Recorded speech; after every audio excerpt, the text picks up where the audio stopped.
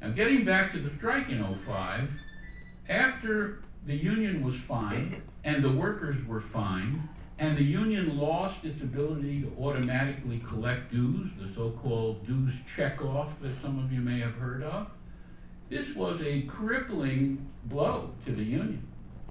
Didn't have money. It was fined $2.5 million. It was a draconian measure. The union in 2009, after litigating in the wake of all of that, went to the International Labor Organization, and that is an arm of the United Nations, and they filed a complaint against the United States government. That's what that framework provides. It's a tripartite framework of unions, employers, and government. And the complaint must be filed against the government.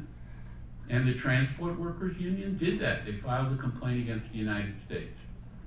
And the United States answered the complaint. And those of us who were watching this very carefully were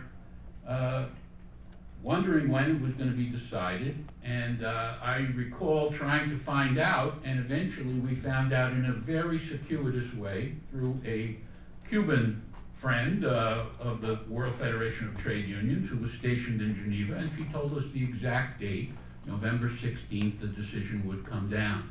And the decision did come down, and it ruled in favor of Transport Workers Union Local 100 in every respect.